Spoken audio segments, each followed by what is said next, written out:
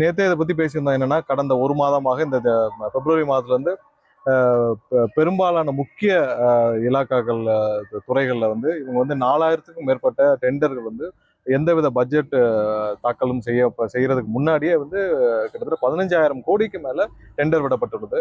இதுக்கெல்லாம் எங்கிருந்து இவங்க நிதி ஆதாரத்தை பண்ணாங்க, எப்படி அப்ரூவல் கிடைச்சுன்னு தெரியல. ஆனா இது எல்லாமே அவசர கதியில இருக்கிறவரை தூர்வார்த்து போகணுன்ற கோணத்துல தமிழக அரசு, திமுக அரசு 15,000 கோடி அளவுக்கு டெண்டர் விட்டாங்க. நேற்று பேசியிருந்தோம்.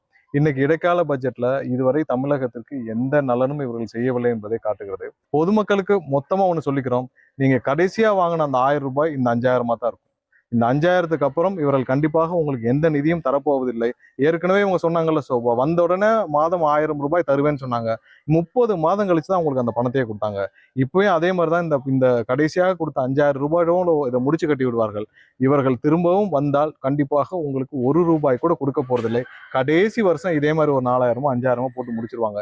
இனிமேல் உங்க அக்கௌண்ட்ல இந்த 1000 ரூபாய் சம்பந்தமாக இந்த திமுக அரசு 1 ரூபாய் கூட வரவு வைக்க மாட்டார்கள். அதற்கான எந்த அறிவிப்பும் இந்த பட்ஜெட் இல்லை.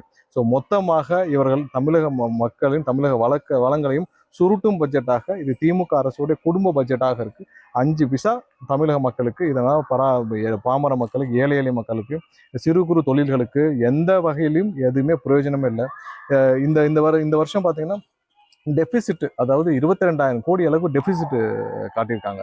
அதாவது 10 லட்சம் கோடியை தாண்டியது கடன். ஆனால் இவர்கள் வருவாயை பெருக்கிறதுக்கு எதுவுமே செஞ்சதில்லை. அதாவது சிறப்பு திட்ட அமலாக்கத்துறைன்றதுக்கு தான் உதயநிதியை போட்டாங்க.